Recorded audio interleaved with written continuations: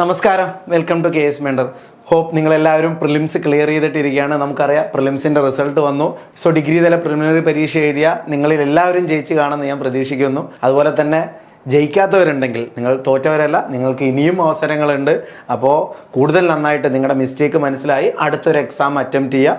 അതുപോലെ തന്നെ പ്രിലിംസ് ജയിച്ചവർ നിങ്ങൾക്ക് നിങ്ങളുടെ ഞാൻ കഴിഞ്ഞ വീഡിയോയിൽ പറഞ്ഞ പോലെ യഥാർത്ഥ ബാറ്റിൽ തുടങ്ങാൻ പോകുന്നേ ഉള്ളൂ.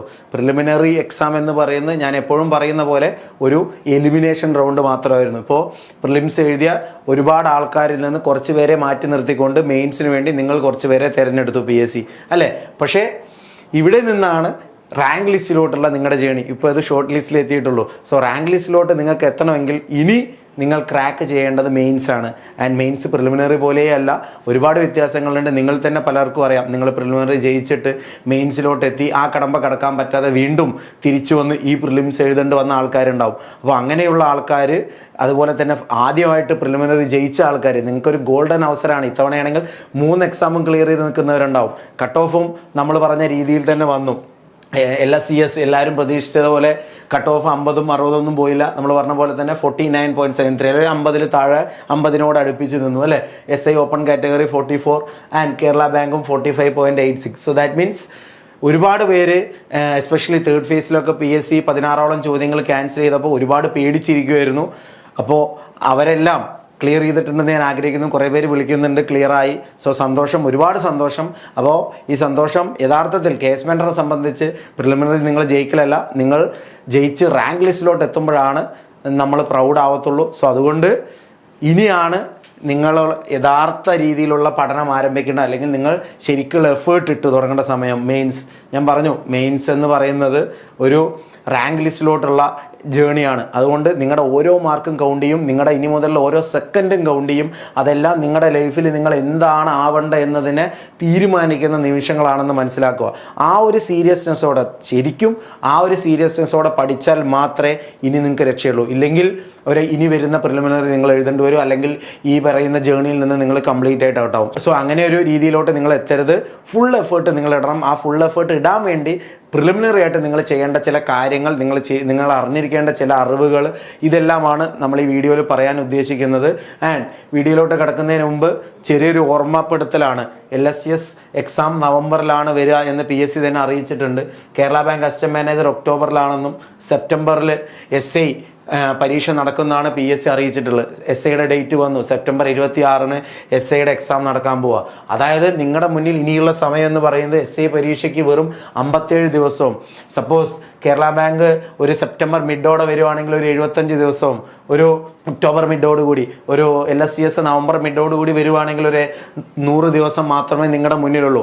സോ ഒരു 100 ദിവസത്തിൽ LSCS പോലെ ഒരു പരീക്ഷയാണെങ്കിൽ കംപ്ലീറ്റ്ലി പുതിയൊരു 100 മാർക്കിൻ്റെ ഒരു പേപ്പറും, അതല്ലാതെ മുമ്പ് നിങ്ങൾ പ്രിലിമിനറി പഠിച്ചതും അതല്ലാതെ വരുന്ന സ്പെഷ്യൽ ടോപ്പിക്കുകളെല്ലാം പഠിച്ചു തീരാൻ ഭയങ്കര ബുദ്ധിമുട്ടുള്ള കാര്യമാണ്. അല്ലെങ്കിൽ ഒരു സ്മാർട്ട് വർക്ക് ഹാർഡ് വർക്കിൻ്റെ കൂടെ ഇട്ടില്ലെങ്കിൽ, അല്ലെങ്കിൽ നല്ലൊരു എന്താ പറയുക, ഇതിനെക്കുറിച്ച് നോളേജ് ഉള്ള ഒരു ഓർഗനൈസേഷൻ മെമ്മറി കയ്യിലില്ലാത്ത ഒരു ആൾക്കാരുടെ കയ്യിലാണ് നിങ്ങൾ എത്തുന്നതെങ്കിൽ നിങ്ങൾ ഈ ഘട്ടത്തിൽ വീഴാനുള്ള സാധ്യതകൾ കൂടുതലാണ്. അതുകൊണ്ട് റിസ്ക് എടുക്കരുത്. ഞാൻ നേരത്തെ പറഞ്ഞ പോലെ നിങ്ങളുടെ ലൈഫ് തീരുമാനിക്കുന്ന എക്സാമാണ് നിങ്ങൾ എഴുതാൻ പോകുന്നത്.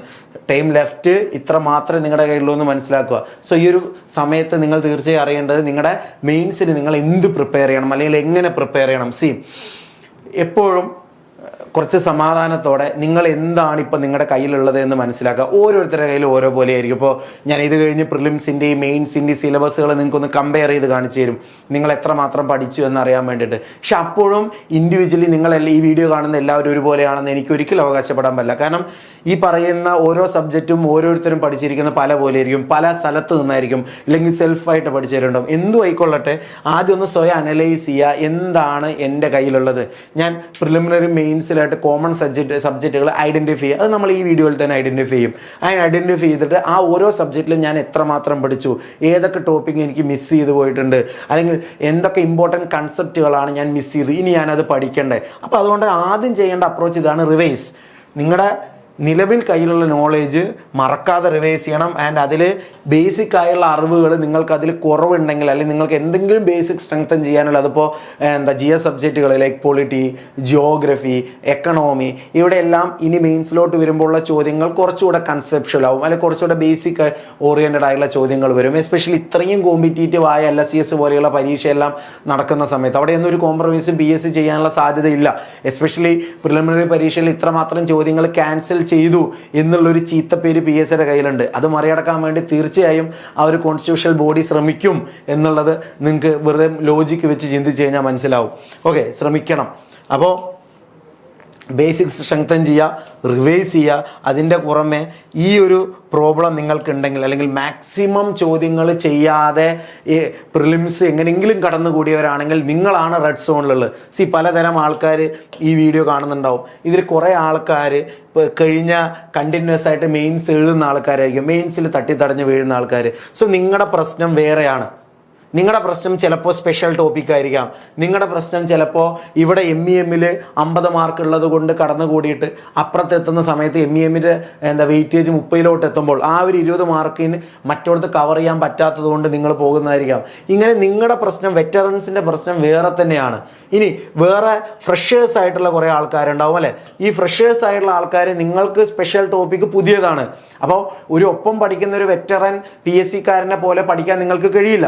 നിങ്ങൾക്ക് ഈ കംപ്ലീറ്റ് ഇപ്പോൾ SI ആണെങ്കിൽ 38 മാർക്ക്, കോൺസ്റ്റിറ്റ്യൂഷൻ ഞാൻ മാറ്റി നിർത്തുന്നു, 38 മാർക്ക് സ്പെഷ്യൽ ടോപ്പിക്കാണ്, നിങ്ങൾ ഇതുവരെ പഠിക്കാത്ത സബ്ജക്റ്റ് ആണ്. അല്ലെങ്കിൽ LSCSൽ 100 മാർക്ക് കംപ്ലീറ്റ്ലി പുതിയതാണ്. അല്ലെങ്കിൽ കേരള ബാങ്ക് വരുമ്പോൾ 15ഓളം മാർക്ക് കംപ്ലീറ്റ്ലി പുതിയതാണ്. അപ്പോൾ ഇത്തരം സ്ഥലങ്ങളിൽ നിങ്ങൾ ഫോക്കസ് ചെയ്ത് അവരെക്കാൾ കൂടുതൽ സമയം എടുത്താൽ മാത്രമേ സ്ഥിരം റാങ്ക് ലിസ്റ്റിൽ കയറുന്ന വെറ്ററൻസുമായിട്ട് നിങ്ങൾക്ക് കോമ്പീറ്റ് ചെയ്യിക്കാൻ പറ്റൂ. അത് മനസ്സിലാക്കുക. അപ്പോൾ വേറെ ചില ആൾക്കാരുണ്ടാവും, വെറ്ററൻസും അല്ല എന്നാൽ ഫ്രഷേഴ്സും ആയിട്ടില്ല, ഇതിൻ്റെ എന്തോ ഇടയിൽ കാറ്റഗറിയിൽ, ഇടയ്ക്ക് പ്രിലിംസ് ജയിക്കും, ഇടയ്ക്ക് ജയിക്കില്ല, ഇത്തവണ പ്രിലിംസ് ജയിച്ചു. പക്ഷേ അപ്പം നിങ്ങൾക്ക് വേണ്ടത് എൻ്റയർലി പുതിയൊരു ട്രീറ്റ്മെൻറ്റാണ്. അപ്പം മനസ്സിലാക്കുക, ഈ വീഡിയോ ഇപ്പോൾ UPSC ആസ്പിറൻസ് ഉണ്ടാവും, നിങ്ങൾക്ക് വേണ്ടത് ഇതുമല്ലാത്ത വേറെ ട്രീറ്റ്മെൻറ്റ്. അപ്പം നിങ്ങൾക്കെല്ലാം ഉള്ള ഇൻഡിവിജ്വൽ പാക്കേജുകൾ കേസ് മെൻഡർ തരും. അതിനെക്കുറിച്ച് ഞാൻ പിന്നീട് പറയാം. പക്ഷേ നിങ്ങൾ മനസ്സിലാക്കുക, നിങ്ങൾ എവിടെ പഠിച്ചാലും ഞാൻ പഠിക്കേണ്ടത് വേറൊരാൾ പഠിക്കുന്ന പോലെയല്ല. എൻ്റെ ആവശ്യം എന്താണെന്ന് അറിയണമെങ്കിൽ നിങ്ങൾ ഈ ഒരു ടാസ്ക് ചെയ്യണം. ഇപ്പോൾ എൻ്റെ കയ്യിൽ എന്തുണ്ട് എന്ന് ഇന്നൊരു ദിവസം അല്ലെങ്കിൽ നാളെ ഒരു ദിവസം കൊണ്ട് എടുത്ത് അതൊന്ന് ലിസ്റ്റ് ചെയ്ത് ടേബിൾ ചെയ്ത് വെക്കുക. ആൻഡ് മനസ്സിലാക്കുക, ഞാൻ ഇനി എന്ത് പഠിക്കണം, ഞാൻ പ്രോബ്ലംസ് എത്രമാത്രം ചെയ്തു, കുറവ് പ്രോബ്ലംസ് ആണോ ഞാൻ ചെയ്തിട്ടുള്ളത്, ഞാൻ ടെസ്റ്റ് സീരീസ് എടുത്തിരുന്നോ പ്രിലിംസിന്, ഇല്ലെങ്കിൽ നിർബന്ധമായും നിങ്ങൾ എത്ര അറിവുള്ളാണെങ്കിലും നിർബന്ധമായും നിങ്ങൾ മെയിൻസിൻ്റെ സമയത്ത് ടെസ്റ്റ് സീരീസ് എടുത്തോളണം. ഇതൊക്കെ നിങ്ങൾക്ക് വലിയ രീതിയിലുള്ള മാറ്റം മെയിൻസിലോട്ട് വരുമ്പോൾ നിങ്ങൾക്ക് ഉണ്ടാക്കാൻ വേണ്ടി സഹായിക്കും.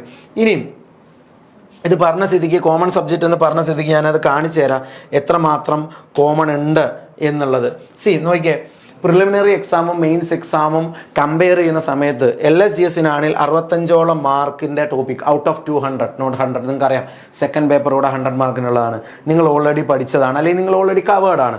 ഇവിടെ SIക്കാണെങ്കിൽ 46 മാർക്കും കേരള ബാങ്ക് അസിസ്റ്റന്റ് മാനേജറിന് 50 മാർക്കോളം ഓൾറെഡി പ്രിലിമിനറി നിങ്ങൾ കവർ ചെയ്ത് കഴിഞ്ഞു. അതിന് എന്തൊക്കെ കവർ ചെയ്ത് നോക്കിയേ. ഇപ്പോൾ ഹിസ്റ്ററി, മിഡീവൽ ഇന്ത്യ ഒഴിച്ചു നിർത്തിയുള്ള ഹിസ്റ്ററി എല്ലാം നിങ്ങൾക്ക് മെയിൻസിനും വേണം.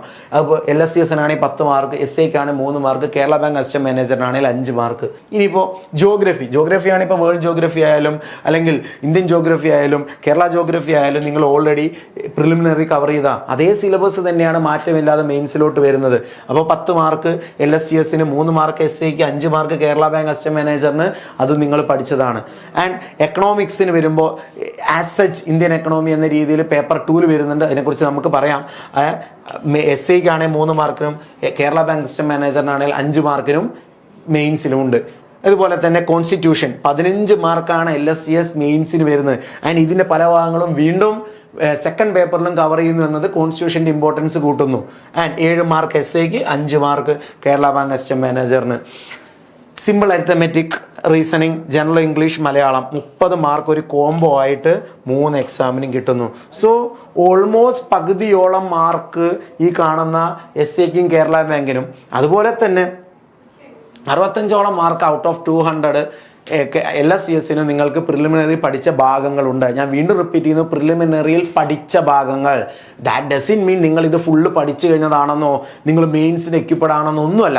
എന്തൊക്കെയാണ് നിങ്ങളുടെ മിസ്റ്റേക്ക്, അല്ലെങ്കിൽ മെയിൻസിലോട്ട് വരുമ്പോൾ എൻ്റെ പ്രിലിമിനറിയിൽ എന്തൊക്കെ എനിക്ക് ഉപയോഗിക്കാം, ഇതെല്ലാം കവർ ചെയ്യുന്ന ഒരു വെബിനാർ ഈ വരുന്ന സൺഡേ നമ്മൾ നടത്തുന്നുണ്ട്. അതിനെക്കുറിച്ചുള്ള ഡീറ്റെയിൽസ് നിങ്ങൾക്ക് വൈകാതെ KS Mentor പ്ലാറ്റ്ഫോമുകളിൽ നിന്ന് മനസ്സിലാവും. സോ അത് നിർബന്ധമായി അറ്റൻഡ് ചെയ്യുക. നിങ്ങൾ ഏത് രീതിയിൽ പഠിക്കാൻ ഉദ്ദേശിക്കുന്ന ആളായാലും നിർബന്ധമായും വെബിനാർ അറ്റൻഡ് ചെയ്യുക. ഓക്കെ, ഇപ്പോൾ കോമൺ സബ്ജക്റ്റിൻ്റെ കാര്യം. പക്ഷേ കോമൺ സബ്ജക്റ്റ് മനസ്സിലാക്കിയ ആൾക്കാരുണ്ടാവും. പക്ഷേ നിങ്ങളുടെ പ്രധാനപ്പെട്ട പ്രശ്നം, അല്ലെങ്കിൽ നിങ്ങൾ കാത്തിരുന്ന നിങ്ങളുടെ പ്രധാനപ്പെട്ട പ്രശ്നം എന്ന് പറയുന്നത് ഈ സ്പെഷ്യൽ ടോപ്പിക്കുകൾ എങ്ങനെ പഠിക്കും എന്നുള്ളതായിരിക്കും. സ്പെഷ്യൽ ടോപ്പിക് എന്ന് പറയുമ്പോൾ ഇപ്പോൾ GSൽ പുതിയ ടോപ്പിക്കുകൾ വരാം. അതുപോലെ തന്നെ സ്പെഷ്യൽ ടോപ്പിക് എന്ന് PSC പറയുന്ന ഒരു വിഭാഗം ടോപ്പിക്കുകളും നിങ്ങൾക്ക് ഈ പറയുന്ന 3 എക്സാമുകളിലും വരുന്നുണ്ട്.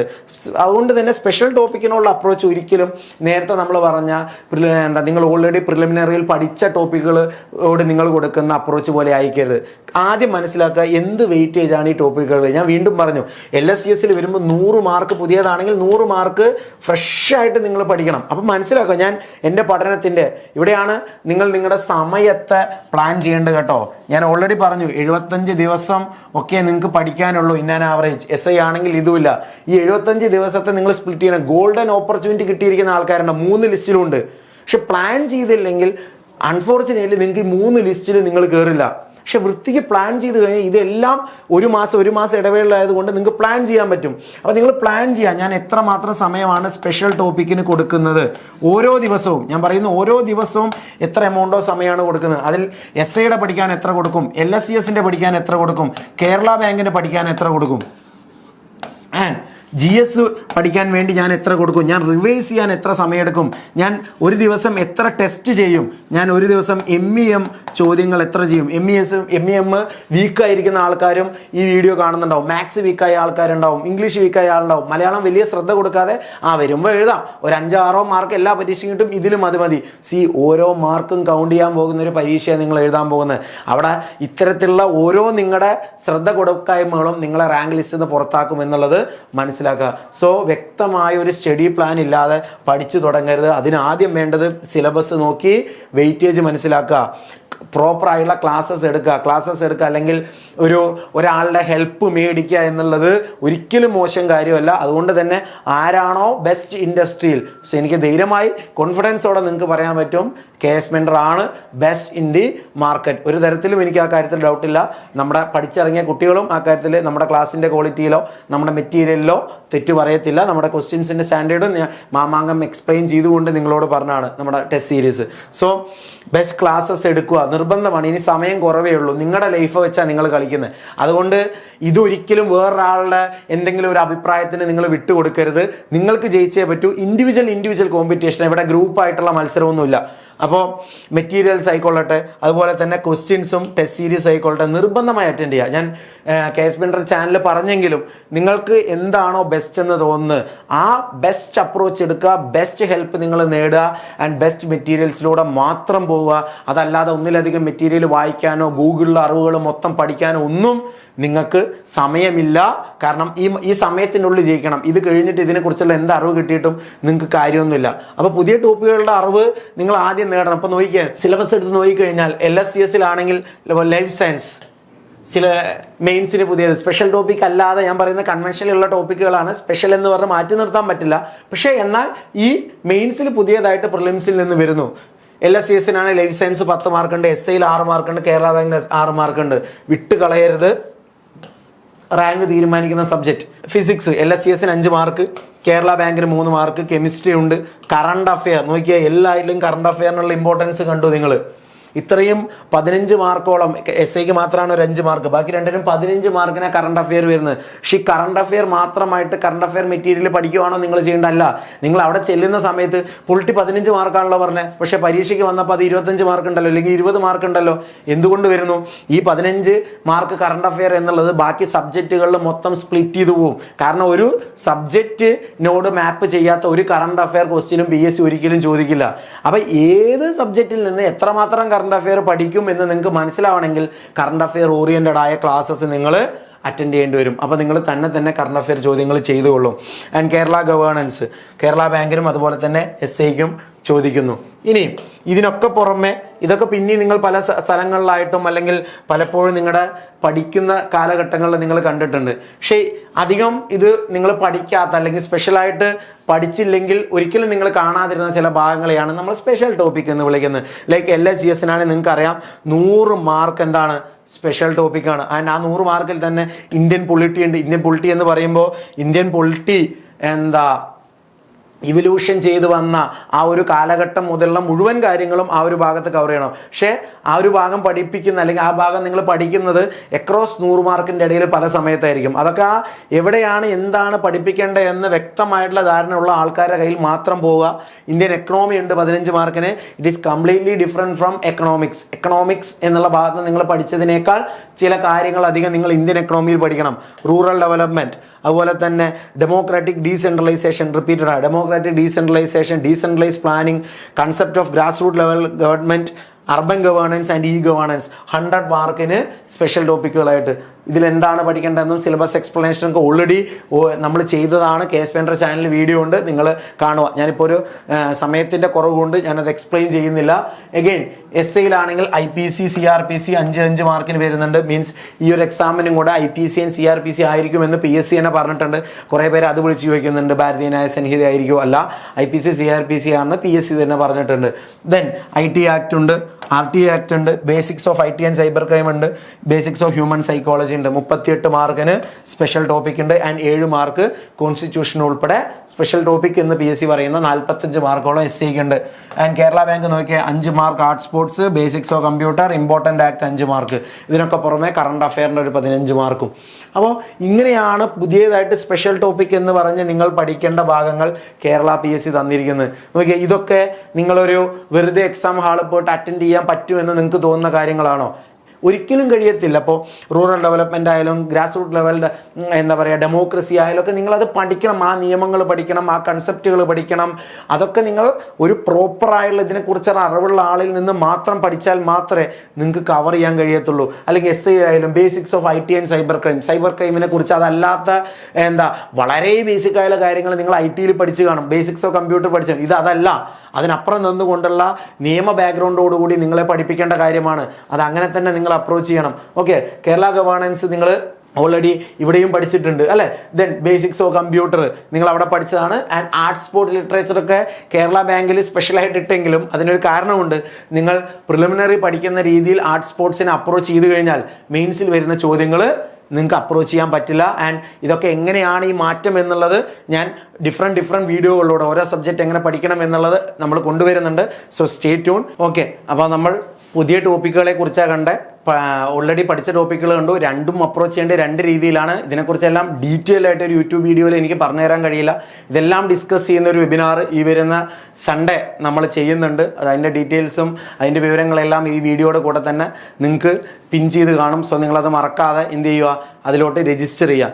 ആൻഡ് വീണ്ടും എക്സാമിലോട്ട് വന്നു കഴിഞ്ഞാൽ ഞാൻ പറഞ്ഞു, വളരെ കുറച്ച് സമയം നിങ്ങളുടെ കയ്യിലുള്ളൂ. 60 ദിവസത്തെ സമയം മാത്രമേ നിങ്ങൾക്ക് പഠനത്തിന് വേണ്ടി മാറ്റിവെക്കാൻ നിങ്ങളുടെ കയ്യിലുള്ളൂ പല എക്സാമുകൾക്കും. ഇതിന് പുറമെ നിങ്ങൾക്ക് എന്ത് ചെയ്യണം, 60 ദിവസം നിങ്ങൾ റിവൈസ് ചെയ്യണം. ഇതിന് പുറമെ നിങ്ങൾ ടെസ്റ്റ് സീരീസ് അറ്റൻഡ് ചെയ്യണം. ഇതിനുള്ള സമയം നിങ്ങൾ കാണേണ്ടി വരും. ഇതുകൂടെ മുൻകൂട്ടി കണ്ടിട്ട് വേണം നിങ്ങളുടെ സ്റ്റഡി പ്ലാൻ നിങ്ങൾ ക്രിയേറ്റ് ചെയ്യാൻ. ആൻഡ് നിങ്ങൾ ഫെച്ച് ചെയ്യേണ്ട മാർക്ക് എന്ന് പറയുന്നത് നിങ്ങളൊന്ന് ആലോചിച്ച് നോക്കണം. മെയിൻസിന് വരുന്ന കട്ട് ഓഫുകൾ നിങ്ങൾ കണ്ടു കാണും. 40, 50 യൂണിവേഴ്സിറ്റി അസിസ്റ്റന്റ് കഴിഞ്ഞ സമയത്ത് 50 ക്രോസ് ചെയ്യുന്ന അവസ്ഥയുണ്ടായി. സോ ഒരു 60-നും 70-നും അല്ലെങ്കിൽ ഒരു 65-നും 75-നും ഇടയിലുള്ള മാർക്ക് ടാർഗറ്റായി വെച്ച് ചെയ്തില്ലെങ്കിൽ അല്ലെങ്കിൽ വെച്ച് പഠിച്ചില്ലെങ്കിൽ ഈ ഒരു എക്സാം മറികടക്കുക എന്നുള്ള ബുദ്ധിമുട്ടാണ്. പക്ഷേ ഈ ഒരു മാർക്ക് കിട്ടിക്കഴിഞ്ഞാൽ നിങ്ങൾക്ക് ധൈര്യപൂർവ്വം പരീക്ഷാ ഹാളിൽ നിന്ന് ഇറങ്ങിയിട്ട് നിങ്ങളുടെ ലൈഫിൽ എന്ത് കാര്യങ്ങളും ചെയ്യാൻ പറ്റും. അത്രയ്ക്കും കോൺഫിഡൻറ്റ് നിങ്ങളെ ആക്കണമെങ്കിൽ നിങ്ങൾ പരീക്ഷാ ഹാളിലോട്ട് എത്തുന്നതിന് മുമ്പ് കണ്ടിന്യൂസ് ആയിട്ട് ടെസ്റ്റുകളിൽ ഈ മാർക്ക് സ്കോർ ചെയ്തുകൊണ്ടേയിരിക്കണം. അപ്പോൾ അവിടെ നിങ്ങൾക്ക് സഹായിക്കാൻ വേണ്ടി KS മെൻറ്ററിൻ്റെ ഭാഗത്തു നിന്നുള്ള ഒരു ഹമ്പിൾ അറ്റംപ്റ്റ് ആണ് ഈ വരുന്ന മെയിൻസ് പ്രോഗ്രാം എന്ന് പറയുന്നത്. ഓൾറെഡി നമ്മുടെ മെയിൻസ് ബാച്ചസ് സ്റ്റാർട്ട് ചെയ്തിട്ടുണ്ട്. ഇനിയും ബാച്ചസ് സ്റ്റാർട്ട് ചെയ്യാൻ പോവാണ്. അതുകൊണ്ട് എത്രയും പെട്ടെന്ന് നിങ്ങൾ ജോയിൻ ചെയ്യുക. ഞാൻ ഈ പറഞ്ഞ പോലെ അപ്ഡേറ്റഡ് ആയുള്ള GS ക്ലാസ്സുകൾ നിങ്ങൾക്ക് എന്ത് പ്രിലിംസിലധികം വേണം, അല്ലെങ്കിൽ സ്പെഷ്യൽ ടോപ്പിക് ബേസ് ചെയ്തിട്ടുള്ള സബ്ജക്ട് എക്സ്പേർട്ടുകളുടെ സാന്നിധ്യത്തിലുള്ള സ്പെഷ്യൽ ടോപ്പിക് ക്ലാസ്സുകൾ, റൈറ്റ് മെറ്റീരിയൽസ്, ഞാൻ പറഞ്ഞു റൈറ്റ് മെറ്റീരിയലും റൈറ്റ് ക്വസ്റ്റ്യനും അല്ലെങ്കിൽ നിങ്ങൾ പഠിച്ചു എന്നേ ഉള്ളൂ, നിങ്ങൾക്ക് ഒരിക്കലും റാങ്ക് ലിസ്റ്റിൽ കയറാൻ കഴിയത്തില്ല. അതുകൊണ്ട് ക്ലാസ് ഹാൻഡ് ഔട്ട് ഉൾപ്പെടെ 2000-ലധികം ചോദ്യങ്ങൾ ചെയ്തുകൊണ്ട്, ടെസ്റ്റ് സീരീസ് അറ്റംപ്റ്റ് ചെയ്തുകൊണ്ട്, ഒരു കോമൺ മെന്റർഷിപ്പ് സെഷൻസ് വഴി ഈ കാണുന്ന റാങ്ക് ലിസ്റ്റിലോട്ട് എത്താനാ നിങ്ങൾക്ക് ആഗ്രഹമെങ്കിൽ, അല്ലെങ്കിൽ നിങ്ങളുടെ പ്ലാൻ എങ്കിൽ ധൈര്യമായിട്ട് നിങ്ങൾക്ക് വരാം. ഇതിനൊക്കെ പുറമെ എങ്ങനെ നിങ്ങൾ പഠിക്കണമെന്നുള്ള കംപ്ലീറ്റ് ആയുള്ള സ്റ്റഡി പ്ലാനർ അടക്കം, ടോപ്പിക് ലിസ്റ്റ് അടക്കം, ഈ കാണുന്ന സിലബസ് ലിസ്റ്റ് അല്ല ഞാൻ പറയുന്നത്, എന്ത് പഠിക്കണം എന്നുള്ള ടോപ്പിക് ലിസ്റ്റ് അടക്കം നിങ്ങളുടെ കയ്യിൽ തരും. അങ്ങനെ പഠിച്ചു തുടങ്ങാൻ നിങ്ങൾക്ക് ആഗ്രഹമുണ്ടെങ്കിൽ ആദ്യം നിങ്ങൾക്ക് ഈ വരുന്ന വെബിനാറിൽ ജോയിൻ ചെയ്യാം, നമ്മുടെ ടെലഗ്രാം ഗ്രൂപ്പിൽ ജോയിൻ ചെയ്യാം. എല്ലാ ദിവസവും ഫ്രീ മെറ്റീരിയൽസ് വരുന്നുണ്ട്, അതെടുത്ത് പഠിക്കാം. അതിന് പുറമെ നമ്മുടെ ക്ലാസ്സസിൽ എത്രയും പെട്ടെന്ന് ജോയിൻ ചെയ്യാനായിട്ട് വീഡിയോയുടെ കൂട്ടത്തിൽ നിങ്ങൾക്ക് നമ്പർ തന്നിട്ടുണ്ടാവും, പെട്ടെന്ന് തന്നെ വിളിക്കുക, ജോയിൻ ചെയ്യുക. ഓക്കെ, നമുക്ക് ഇവിടെ കാണാം. അടുത്ത വീഡിയോ ആയിട്ട് case mentor free video series, mains video series start ചെയ്യുന്നുണ്ട്. ശരി, ഞാൻ അധികം പറയുന്നില്ല, നമ്മൾ ഓൾറെഡി ഡിസ്കസ് ചെയ്ത കാര്യങ്ങൾ മനസ്സിൽ വെച്ച് പഠിച്ചു തുടങ്ങാം. ഒരു നിമിഷം പോലും കളയാൻ നിങ്ങളുടെ കയ്യിലില്ല. സോ ഓൾ ദ ബെസ്റ്റ്, നമുക്ക് വീണ്ടും കാണാം. Good bye.